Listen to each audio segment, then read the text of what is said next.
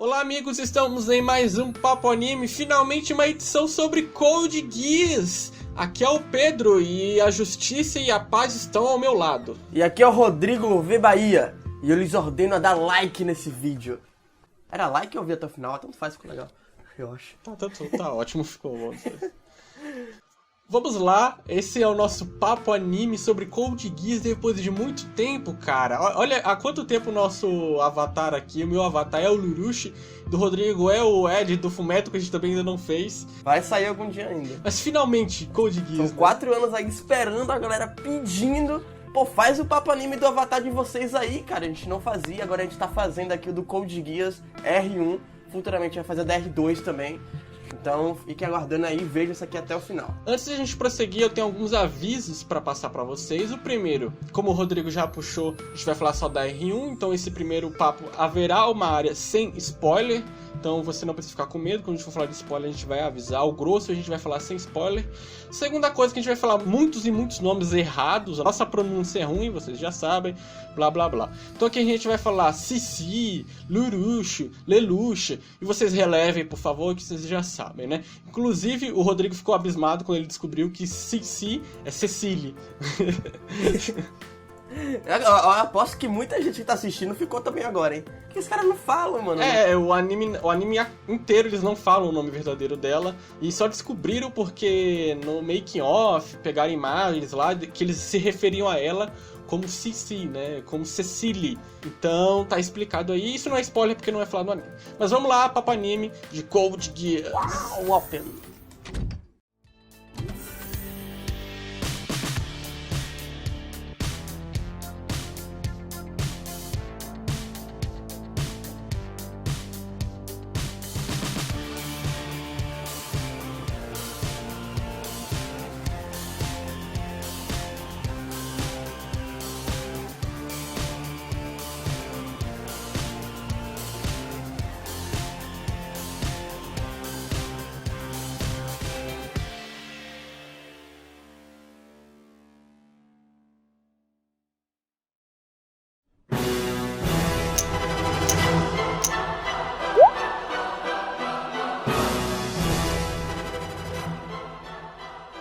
Code Geass vai se passar em um Japão pós-guerra com a Britânia, em que após algum tempo em batalha eles acabam perdendo até mesmo o nome, ganhando o título de Eleven. Alguns anos depois, um estudante acaba se envolvendo em um ataque terrorista pela libertação do Japão, e no meio de toda essa bagunça ele acaba se envolvendo com a misteriosa Cici, que acaba lhe dando o poder do Geass. Em tudo que ele fala se torna ordem, se torna absoluto, sendo impossível de ser negado.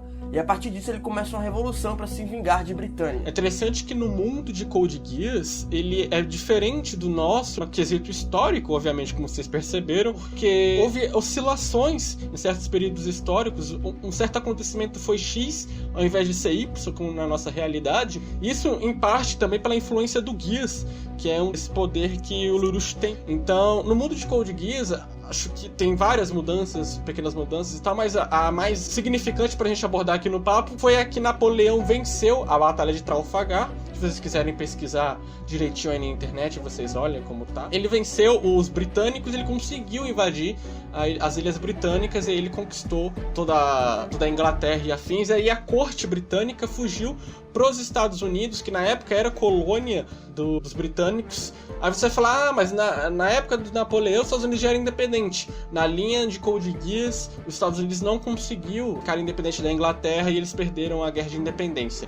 Então lá o Império de Britânia se estabelece e eles começam a reestruturar o seu império dali. Então por isso que em Code Geass você tem 4 grandes superpotências. Você tem poucos países pequenos, poucos países independentes. A maioria são grandes blocos gigantes. Por essa mudança histórica, o neocolonialismo ele ainda existe.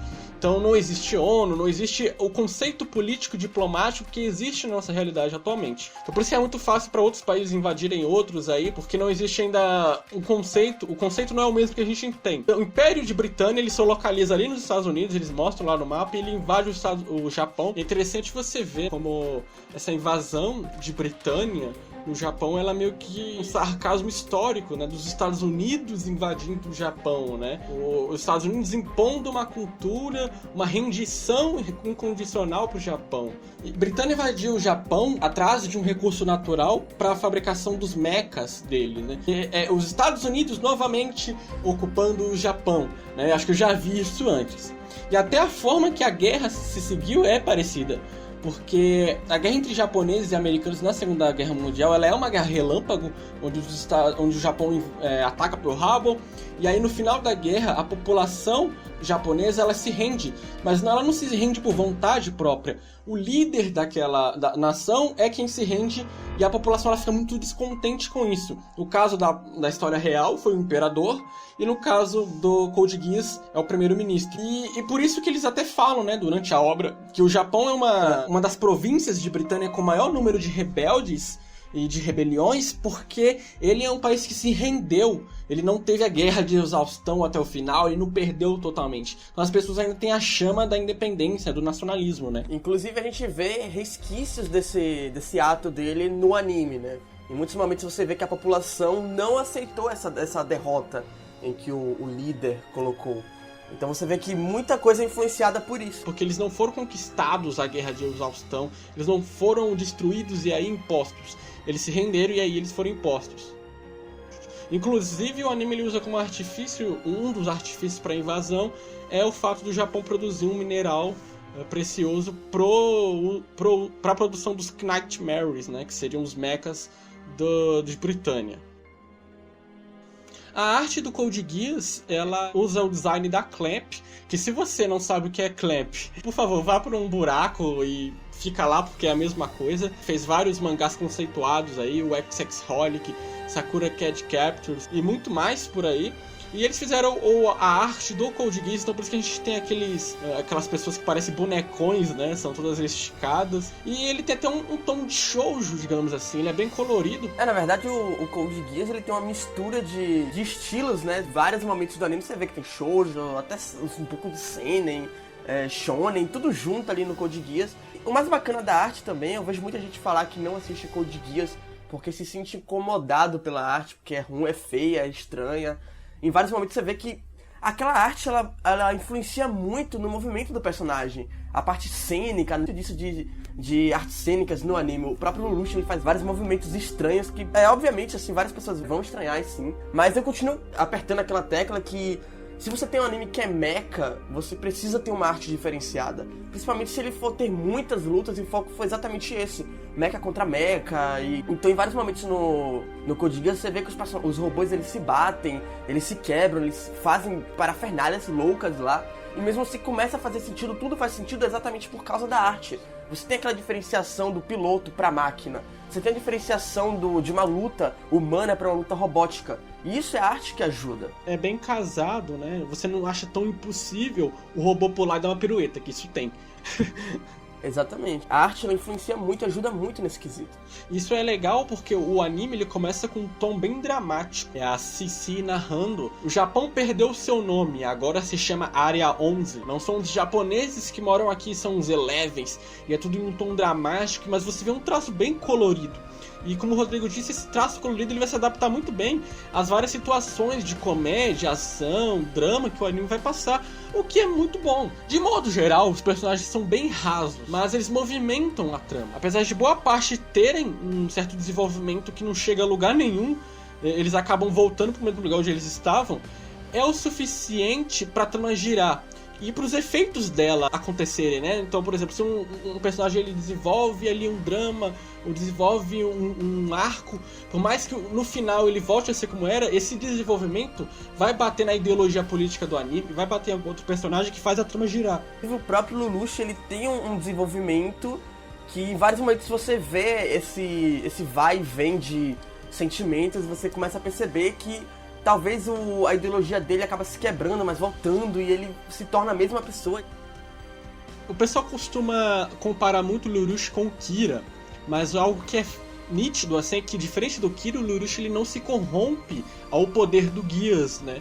Enquanto o Kira é aquele cara que tava bem foda-se pra tudo, ele teve a oportunidade de engrandecer o ego dele como senhor do novo mundo, O Lelouch, ele decide guardar o ego, ele decide lutar pela ideologia, mesmo que ele use pessoas, enfim, mas é a ideologia. Acho que a maior prova disso é que ele não se mostra como Lelouch quando ele se rebela, ele se mostra como Zero, né? Isso, na verdade, o Kira, ele acabou se tornando aquilo que ele mais odiava, né? Aqueles humanos podres que ele sempre julgava. E Lelouch, na verdade, ele sempre foi uma pessoa cética e uma pessoa, digamos assim, suja. Então você não tinha como corromper um personagem desse. Em vários momentos, o Lelouch, ele tem a possibilidade, a chance de virar outro personagem, de virar um cara completamente diferente do que ele iniciou. Mas não, ele bate o pé no chão e fala: eu vou seguir em frente pela minha ideologia, e não importa em quem eu tenha que pisar e o que eu tenha que seguir. Em vários momentos você percebe que o Lelouch, ele se bate com isso, mas ele não se deixa corromper. Isso que é interessante, cara. Isso que você falou é tudo. Ele não é um personagem que precisa se corromper porque ele já é mal, né? O primeiro episódio, você vê ele lá tendo aquele meio que slice of life, mas você vê o quanto o personagem é falso, o quanto ele coloca uma máscara pros amigos dele, né? Que a personalidade dele realmente é de bruta, é de um cara mau. Mas eu acho que o legal, porque o anime, ele não demoniza o Lelouch, ele humaniza. Então ele é um cara mau, ele é um cara que tá cagando e andando, ele pisa, ele usa as pessoas, sim, mas ele ama incondicionalmente a irmã dele, né? As pessoas mais próximas, ele quer ter algum bem, né? Ele não é totalmente jogado assim. Então isso que eu acho interessante já de começo no personagem. Inclusive tem um pai de uma personagem que morre, né? Que não vamos falar aqui que é spoiler, que é uma pessoa próxima a ele. E assim que essa pessoa morre, o pai, a pessoa próxima a ele chora perto dele e tal, e ele se sente sentido por aquilo, ele se sente mal, ele, putz, eu tô chegando a uma ideologia que eu quero, mas eu tô pisando em pessoas próximas a mim. Será que vale a pena? E naquele momento você pensa que o Lelouch, ele vai dar com o pé pra trás, mas não. Você percebe que, pra ele, o importante é a ideologia. Ele já sujou as mãos, então não tem por que ele não continuar sujando. Se ele voltar atrás, tudo que ele fez vai ser jogado fora. Então ele continua seguindo em frente e você percebe que ele tem essa convicção. Isso que é interessante. Esse arco, ele é interessante porque até então ele meio que tava desvirtuando ali uma responsabilidade. Ele não tava encarando realmente aquilo como uma coisa séria. E aí quando ele vê o drama da pessoa, ele é um tapa na cara dele, porque é muito fácil você pedir pro seu soldado, ó, mata aquele cara. Beleza, pra você é só um número. Mas quando você tem que conviver com a família daquele cara, quando você tem que saber quem ele era, ver a lágrima da filha, da esposa dele, aí é outra coisa. Aí você deixa de ver a pessoa como um número, e aí você vê a responsabilidade que você tem ao mandar atirar. Tanto é que tem a icônica frase dele, né? Quem não está pronto para receber a bala não deve atirar. Essa definição dele encarar de vez a revolução dele é nesse momento. E o Lelouch, ele utiliza mecânicas bem claras do príncipe do Maquiavel, né? Onde os fins justificam os meios. Enquanto a contrapartida dele, que é o Suzaku, é a via inversa. É onde só os bons meios podem ser justificados e o fim real só é alcançado através de coisas legítimas, digamos assim, né? Então a gente vê a primeira contrapartida que o Lelouch, ele é um revolucionário e o Suzaku um reformista, né? Sim, na verdade o Suzuki é um grande personagem controverso, né? Você percebe ali que ele tem o mesmo objetivo do Lelouch, que é poder trazer um lugar bom para as pessoas morarem, viverem, mas ele acaba batendo com o pé pra trás, ele acaba ficando com o pé pra trás pra as ações que ele precisa tomar pra chegar naquela ideologia. Ou seja, ele quer chegar em algum lugar, mas ele não quer fazer as coisas que vão chegar naquele lugar. Então em vários momentos você vê ele concordando com o Zero, que é o Lelouch, mas em vários momentos você também vê ele não tendo coragem pra chegar lá. Até que chega uma parte no anime que ele, né, a gente vai falar isso um pouquinho mais pra frente, que ele realmente bate com o pé no chão e fala, não, se eu quero chegar lá eu tenho que fazer isso, isso e aquilo. Mas até esse momento chegar, cara, em várias partes do anime você vê um personagem que ele tenta se construir, mas ele não consegue se construir. Ele acaba se desconstruindo. Então você tem um personagem que ele tem uma ideologia forte, mas ele não tem a força pra chegar lá. Ele é ingênuo, né? É interessante ver como ele é ingênuo, a ideologia dele. Apesar dele ser muito convicto, né? Ele demonstra convicção, ele bate o pé e tal. O Lelouch, ao contrário, o Lelouch tenta passar ingenuidade, é o inverso, né? E o Knight Mary do Suzaku é o Lancelot, que é um cavaleiro branco, né? É um mecha real, né? Como se fosse algo da realeza. Agora, se você já vê o mecha da Karen, que ela sempre luta com eles nas batalhas, né? Com o Suzaku, ela usa um Knight Mary vermelho, né? Mostrando a personalidade rústica dela. É bem legal isso. O Suzaku, ele pode até ter uma ideologia pacifista demais, ingênua demais, e ele acaba sendo manipulado pela trama nisso. Hora e outra o Lelouch acaba manipulando ele. Por mais que ele tente seguir ali a ética dele, ele percebe que as palavras bonitas não adiantam pra tudo, né? O jogo não é só vencido com legitimidade, palavras bonitas, apesar dele achar, ele como reformista, ele acha que a reforma é essencial, então a legitimidade de você estar lá dentro é o que vale. E aí que é interessante a primeira pauta política que Code Geass traz, porque no primeiro episódio, o governador lá de Britânia ali do Japão, ele manda massacrar um monte de civis. E aí ninguém fala nada, ele só tava fazendo, ele tava fazendo pela segurança dos cidadãos de Britânia, né, pela paz, não sei o quê. Agora, quando o Lelouch ordena um assassinato em massa, às vezes até de militares, ele é o revoltoso, ele é o terrorista. Ele, né, é legal você ver isso porque na política não existe um vilão. Os dois lados fazem coisas ruins, os dois lados fazem coisas escrotas. A questão é quem vai ser mostrado ou não. E o Suzaku, ele percebe isso, por isso que ele vai sendo desconstruído ao longo dos episódios, né? Mas como eu disse, eu sei que é ingênuo a ideologia dele, mas eu não vejo outra forma de contradizer o Lelouch, né, ser um antagonista do Lelouch com uma ideologia que não fosse pacifista, mas que não fosse ingênua. Ser pacifista logo é meio ingênua, né? Então eu acho que é meio válido o Suzaku, né, ele como uma pessoa ingênua ali. Na verdade é interessante você ver também um personagem que ele é muito ingênuo no início, mas ele acaba mostrando isso que você acabou de falar pra gente ao decorrer da trama. E tem vários momentos que você percebe que, putz, o Suzaku ele é muito ingênuo, ele não consegue chegar onde ele quer. Mas a própria trama, o próprio governo ali, né, de Britânia, por mais sujo que ele pareça, ele começa a mostrar pro personagem e começa a crescer o personagem. A gente começa a ver um personagem ali sendo construído junto com a trama, ao contrário do Lelouch, que ele já tem a sua convicção desde o início. Sim, o Suzaku ele tem que passar por uma série de coisas. É outro desenvolvimento, né? Outra coisa. E é legal como o papel dos dois pode se inverter, porque o Suzaku poderia muito bem ser o revoltoso contra a Britânia, já que ele é um japonês, né? Uma coisa que a gente não falou na sinopse, né? O Lelouch, ele odeia o pai dele e tal, que é o imperador de Britânia. Ele é um príncipe de Britânia, ele foi enviado lá pro Japão como um barganha político e depois estoura a invasão de Britânia e o pessoal lá, o pai dele cagou pra ele, invadiram e eles até acham que ele tá morto. Então o Suzaku ele tinha tudo pra ser o revoltoso. E o Lelouch, que é um príncipe de Britânia, não sei o que, ele tinha tudo pra ser o reformista. Ele pode ter o trono de Britânia de forma legítima, porque ele é um filho, né, do cara. Inclusive em Britânia é legal, né? Sempre tem uma guerra civil quando o imperador morre, pra qual o filho vai ascender ao trono, mas enfim. E o anime faz uma inversão de papéis, então, com os dois, né? Um é japonês e quer mudar Britânia, que é o Império Estrangeiro, e o outro é do Império Estrangeiro, mas quer fazer a revolta. Tudo bem que ele não quer por ideologia, né? Ele não quer libertar o Japão, ele quer fazer a vingança dele, a vingança pessoal, que é destruir o pai dele. E o Japão é meio termo, o Japão tá no caminho, a libertação do Japão é o que ele tá usando pra isso. E eu acho interessante que o Lelouch, ele não é apenas um vingador. A partir do momento que o objetivo dele não é só destruir Britânia pelo passado que ele teve, mas destruir pelo presente, porque ele quer construir um mundo ideal pra irmã dele, né? Ele quer construir ele... Tudo bem, eu sei que é manjado pra caramba, a vingança dele é manjada pra caramba, é bem clichêzona, minha mãe morreu, odeio meu pai, mas funciona dentro do palco político da série. É mecanizado e vai pra frente. Agora, dentro da trama, a gente vê algumas coisas bizarras que são convenientes demais. A clássica é a porra da escola. Não, sempre tem que ter a escola, né? Aquele típico, vou fazer a revolução de manhã e de tarde vou pra escola e ninguém nunca vai desconfiar de mim. Isso é muito chato, cara, porque a escola é um negócio que poderia ser bem aproveitado. Você percebe que, na verdade, o anime inteiro, basicamente, você pode pular as cenas da escola que você não vai perder nada da trama.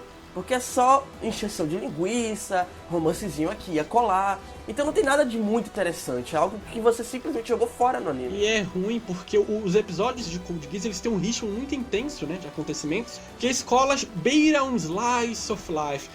Inclusive até os momentos que o anime ele tenta dar uma pausa desse ritmo frenético, olhando pra escola. Mas aí você acaba se sentindo muito chato, né? É um contraste muito intenso, porque é o Lelouch falando no telefone, vamos planejar um atentado, hein? E aí ele desliga, pega meu estojo aí, isso é tosco, sabe? Isso acaba perdendo um pouco a credibilidade dos protagonistas ali como pessoas fundamentais para aquele palco político. Eu sei que é uma trama voltada para adolescentes, né? E talvez por ela dar essa volta gigante, ele ser um battle shonen, ele tem uns conceitos seinen, ele tem comédia, drama. isso foi uma das razões dele ter sido um anime que fez tanto sucesso. Mas não deixa de tirar um pouco o crédito dos personagens. E como o Rodrigo falou, é muito chato. Outra coisa que é muito conveniente são os gadgets dele, né? Por exemplo, o Urushi, da onde ele tirou aquele capacete super maneiro dele? Não, capacete maneiro, tecnológico, abre só a parada do olho, é um negócio muito louco. Num episódio ele tá lá, né, se envolvendo num ataque terrorista, e no outro ele tá com um capacete, uma roupa loucona. É umas coisas muito loucas que aparecem. Posteriormente acontecem outras coisas também que a gente não pode falar nessa área, mas é o tipo de coisa que você para e pensa, putz, como? Entendeu? Dá pra você relevar, né? Não a questão da escola, mas a questão dos gadgets, né? Dá pra você relevar, mas você vê que é conveniente demais aquilo aparecer, né? Mas tudo bem.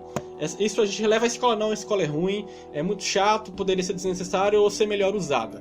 Tinha como ser melhor usada a escola. E, cara, a gente tem muitos personagens, não dá pra falar de todos, mas eu acho muito interessante como a Karen, ela aceita ser usada pelo Zero, porque eu acho que ali a demonstração, ela tá ali representando todos os rebeldes que estão sem esperança, sabe? E encontra uma pessoa pra acreditar fielmente, não porque o cara fala bem, não, mas porque o cara consegue resultados. Então ela fala, eu me entrego, eu te obedeço. Isso é interessante como a Karen, ela na verdade, no anime inteiro você percebe que o Lelouch, ele trata o campo de batalha como um jogo de xadrez. E a Karen, ela é o típico peão que sabe que se ele seguir o seu líder, ele vai chegar a um ponto. Ela sabe que ela quer aquele objetivo, mas ela não vai conseguir sozinha. E para isso ela precisa de um líder que ajude ela a chegar lá. E a Karen é exatamente esse exemplo, porque ela consegue ter a determinação e a coragem para seguir um cara, mesmo que seja morrer por ele, a ponto de conseguir o objetivo que ela quer. E eu acho que o fato dela ser rasa, aí eu acho que dá pra gente relevar. Porque ela é um soldado real nesse sentido de eu vou me entregar, sabe? Eu desisto disso. Aquele draminha com a mãe dela, não. Aquilo ali é outra coisa, ali é muito ruim mesmo. Mas dela se entregar é interessante, ela representa bem todos os Cavaleiros Negros ali, né? Outros dois personagens que eu acho que são bem interessantes, mas são pouco relevantes na trama, é o Og, aquela namoradinha dele, né? Que eles acabam... Também é conveniente demais ela perder a memória e os dois se encontrarem, não sei o quê. Mas eles têm uma vida fora a rebelião. Isso eu acho legal de ver durante a trama, né? É interessante você ver que mesmo os soldados, eles têm uma vida fora daquilo, né? E você vê isso muito bem no Og, ele se apaixona, ele quer ter a garota pra ele. E você vê que até mesmo um soldado tem sentimentos, ele não tá indo só pra guerra matar e seguir o seu líder. Ele quer ter uma família, ele quer chegar ao objetivo, mas ele quer ter uma vida pós-objetivo. Vamos chegar ao grande forte de Code Geass, que é a trama. Eu acho simplesmente incrível a forma que o anime casa a ambição pessoal do personagem, que a gente já disse que é meio clichê, mas funciona, e os acontecimentos políticos que tem ao redor do mundo. Então, o grande ar do Code Geass, o grande ouro dele, é você ver o Lelouch, com o poder do Geass, tendo que fazer as trambicagens políticas dele para enfrentar a Britânia, que é um império mega foda que controla 1/3 do mundo, né? Um poder militar imensurável. E ele tem que fazer esses artifícios, porque não é fácil, né? O Geass é só um atalho para ele, né? É aquilo que a gente já até conversou, que o Lelouch, ele já era um personagem pronto. Ele já tinha uma vingança contra a Britânia, ele já tinha aquela ideologia, ele já era falso, ele já era mau. O Geass foi a conveniência que chegou no colo dele, ele falou, poxa, agora eu posso adiantar os planos e posso facilitar. Um personagem que ele já tinha esses planos e o Geass só deu um pulo ali de alguns anos, mas ele já pretendia fazer esse tipo de coisa. Então você tem um personagem que a inteligência dele não veio literalmente do nada, ou peguei meu Geass, vou fazer uma revolução. Ele já estava planejando aquilo, e junto com a inteligência dele, ele conseguiu chegar mais longe com o Geass, ele conseguiu adiantar isso. E é interessante também porque o Geass, ele tem várias restrições, né? Então você não tem um personagem, ele pode dar uma ordem qualquer e a pessoa seguir, mas ele não pode simplesmente chegar no cara lá em alto escalão e dar a ordem pra ele, porque ele não consegue chegar lá. Então ele tem que usar várias artimanhas pra fazer isso. E é muito bacana você ver o anime trabalhar com esse tipo de coisa. Sim, porque tem que casar com o conceito político, né? Isso é legal, porque o anime ele meio que mostra que o poderzinho não ganha tudo. Você tem que ter o jogo de xadrez político que o Lelouch consegue estabelecer. E isso, cara, é o pronato do anime, assim. É foda você acompanhar episódio por episódio esperando o plot twist político. E o Lelouch tem um papel fundamental nisso. Por isso que eu falei lá atrás que por mais que ele seja um personagem meio raso, ele funciona muito bem. Porque o papel político sem o Lelouch não funciona, cara. Ele é o cara que, né, vai movimentar tudo ali. A perspectiva política de Code Geass chama muito a atenção. Como a questão econômica também. Tem até um discurso do imperador de Britânia que ele critica o socialismo na China e o bem-estar social da União Europeia, que são as outras duas superpotências. E ele diz que o futuro é a competição, né, dando referência ao capitalismo. Então é legal você entender isso. A Britânia, ele é uma aristocracia ainda, né, nessa linha temporal do Code Geass, a aristocracia ainda reside, e lá é full capitalismo, né? Tanto é que quando o imperador morre, sempre tem uma guerra civil entre os filhos do imperador pra ver quem assume o trono. É um negócio tenso, assim, né? Na verdade, Britânia é o capitalismo puro, né? Aquele capitalismo bruto, em que você tem o mais forte contra o mais fraco. Tem vários momentos no anime você vê que um cara rico tá batendo no Eleven lá, e o Eleven tá simplesmente aceitando porque ele sabe que ele é abaixo daquele cara. Por mais que um cara seja um rico, um forte ou um gordo, o Eleven seja um forte que levante e dê um soco nele e ele caia, ele já aceitou que ele é rebaixado, ele já aceitou que ele não merece estar no mesmo patamar que aquilo. Então nesse momento a gente percebe que o Britânia é realmente aquele capitalismo forte, né? O que impera no... O aristocrata, né? Pra não ficar muito pejorativo. Exatamente. É legal isso, cara, porque pra gente nem tanto, mas pro japonês é muito humilhante essa questão de, né, você ter que se render, você ter que engolir o orgulho, né? Então, pra gente não tem esse peso todo, mas essa cena de humilhação do Japão rendido, do Japão submisso, é mega humilhante pra uma sociedade japonesa. Britânia, cara, Britânia o negócio é tenso, porque você pensa assim, você mora em um país que controla 1/3 da porra do planeta. E o líder desse país chega lá em rede internacional e fala um discurso falando assim: o mais forte sobrevive. O cara cita Darwin pra falar de desigualdade social, cara. Você tem noção disso? O cara é... Deus. O Lelouch, ele tem, durante a trama, algumas pessoas que fazem contrapartida ideológica nele, né? Uma é o Suzaku, só que o Suzaku é meio fraco no começo. Ele vai ser uma contrapartida ideológica muito mais na R2. Mas a gente tem a Cornélia, que é uma boa personagem, dentro do limite dela, que ela faz uma contrapartida militar pra ele, né? Inclusive, no começo do anime, é quando ele meio que pseudo perde uma batalha pra ela, ele entende que tem que mudar os conceitos de batalha, que ele não dá pra ele vencer só no militarismo, ele tem que vencer também no jogo político. Sim, ele entende também que... Naquele momento, né, ele entende que só porque ele é inteligente as pessoas não vão seguir ele. Então ele precisa realmente de soldados aptos pra morrer por ele. Naquela batalha ali contra a Cornélia, ele percebe que ele precisa de um exército forte. Ele não precisa só da inteligência. Ele perdeu na inteligência com a Cornélia, a irmã dele. Porque ela é tão inteligente quanto ele. Sim, ela é uma estrategista militar. É a partir desse momento que ele vê que ele pode brincar com o nacionalismo japonês, essa questão da humilhação. E aí que ele consegue realmente engajar bons soldados. Galera, terminamos aqui a área sem spoiler. Bom, se você ainda não viu a primeira temporada de Code Geass, pula pro tempo que tá aí na tela pra vocês pularem o spoiler. Se já viu, fica aqui com a gente. Vamos lá.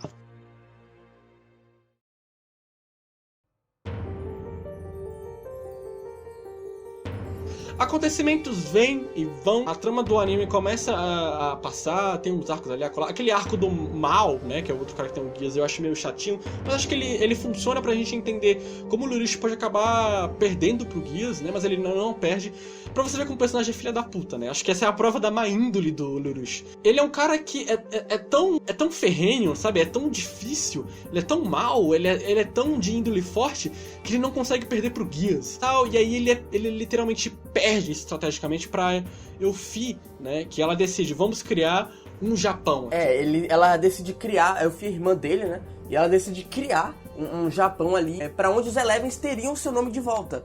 E ele literalmente perde a batalha contra ela, porque se ele luta contra aquilo, ele passa a ser o vilão da história. E se ele vai a favor, ele literalmente não tem por que continuar existindo ali com os Cavaleiros Negros. Então, a única estratégia que ele consegue bolar é fazer com que ela faça alguma coisa de errado pra que ele tenha razão. E aí a gente tem a maior inconveniência do anime, né? Que é quando o Geass resolve falhar numa hora que ele não quer. E ele fala também uma coisa nada a ver, numa hora aleatória, em que ele manda ela matar os japoneses. Então é o tipo de coisa que você para pra ver, putz, por que isso aconteceu agora, né? Mas basicamente é o tipo de coisa que acontece e você fala, caramba! como assim isso tá acontecendo? Você fica pasmo. E ela literalmente manda matar todos os japoneses que estavam ali assistindo a abertura de um novo Japão. E aí o Zero novamente passa a ser o salvador, o deus, a esperança dos japoneses. E você percebe que naquele momento, especificamente naquele momento, o Lelouch seria a hora perfeita para ele se corromper. Mas ele literalmente para e pensa, não, já que estamos aqui, vamos aproveitar a situação, é minha irmã, amei ela, mas não tem jeito. Vamos fazer ela virar vilã. E a garota que literalmente seria a rainha, né, a deusa do Japão, a salvadora, ela passa a ser a maior vilã que o Japão já teve. A gente poderia falar, não seria mais fácil, ao invés de criar uma conveniência, ele já não poderia chegar lá, bolar uma estratégia e ordenar que ela mate os japoneses? Mas se ele tivesse feito isso, era uma prova que ele estava se corrompendo ao poder, porque ela venceu ele ideologicamente. Então se ele quisesse continuar aquilo pra frente, ele não estava lutando pela ideologia, ele não estava lutando pelo mundo melhor pra Nunnally, ele estava corrompido pelo Geass e ele queria ir pra frente com aquela matança, etc, né? Foi uma conveniência muito fácil, ok, foi, mas funcionou dentro da obra. Chocante o genocídio que ela faz ali, e aí você vê como ele é filha da puta, né? Que a Cici fala, caraca, hein, você mandou bem, essa eu não esperava, você mandou ela mandar todo mundo ali. Olha, por essa você foi foda. Ele fala, pô, não fui eu, mas já que, né, veio a calhar, vamos usar ela. Ele vai lá, usa ela e mata ela, cara. É incrível como ele consegue justificar os fins pelos meios de uma forma excepcional. Aí depois tem a Black Rebellion. É incrível como ele mata ela friamente também, como se aquilo dali fosse totalmente planejado. Estoura a rebelião negra, ele vê que a chance dele tomar o poder, ele faz aquele esquema lá de afundar Tóquio, o chão desaba e aí ele consegue desestruturar os soldados da Cornélia. Isso é interessante porque ele foi com o auxílio do Geass, ele foi lá e mandou pessoas que desestruturar, então a gente vê novamente bem casado a trama com o poder do Geass. Aí chega no final, ele tem a batalha com a Cornélia. Eu acho muito conveniente aquele Oran de aparecer. Tipo, agora sim a gente vai voltar com esse personagem, ele vai lutar com o Lelouch, vai atrapalhar os planos deles no último minuto. Eu achei meio conveniente também. É um plot nada a ver, na verdade. O personagem ele já tava, entre aspas, morto há um bom tempo. Ele volta com um experimento ali com Geass, né, que deu certo, ao mesmo tempo deu errado, ele fica louco. E ele começa a atrapalhar os planos do Lelouch ali, mas ao mesmo tempo não atrapalha em nada. Porque aí chega o grande ponto, né? Novamente, o caráter dele é posto em questão, porque a Cici fala, olha, roubaram a Nunnally. Aí ele, putz, eu tenho que escolher entre continuar a rebelião, porque logo vai chegar reforços de Britânia, ou eu tenho que salvar a Nunnally. E ele não pensa duas vezes, ele vai atrás da Nunnally, cara. Ele fala, olha, tchau, gente. E os caras entendem. Caraca, o cara tava usando a gente mesmo, sabe? Abandonou a gente. E aí é o ponto, né, que a gente percebe que o Lelouch em momento nenhum foi corrompido. Porque ele começou aquilo ali pra criar um novo mundo pra irmã dele. E a partir do momento que a irmã dele é sequestrada, ele pensa, putz, tá bom, aí eu ganho a revolução aqui, minha irmã morre e faz como? Eu criei um novo mundo pra quê? Porque eu não me importo com o japonês, eu me importo com a minha irmã. E aí você chega no ponto alto do anime. Sim, e aí tem a cena final que é foda, cara. Que é ele encontrando o Suzaku, quando finalmente já tá no poço da desconstrução dele. E o Suzaku entende que não é bem ingênuo, assim, não é assim, vamos só por formas legítimas, vamos usar um pouco de trapaça, assim. E aí os dois apontam a arma, ele tenta manipular o Suzaku, e eu acho legal como o Suzaku fala, corta ele, sabe? Tipo, acabou isso aqui, não tem mais. E aí a Karen aparece, e a Karen ela é tão marionete que ela não sabe o que fazer e ela vai embora, né? É foda, é simplesmente incrível. E eu tenho dó de quem acompanhava o Code Geass semanalmente e teve que esperar 1 ano e meio pra ver a continuação daquela cena, cara. Não, pior não é isso, né? Você vê o primeiro episódio da R2 e não tem nada a ver, é um negócio louco.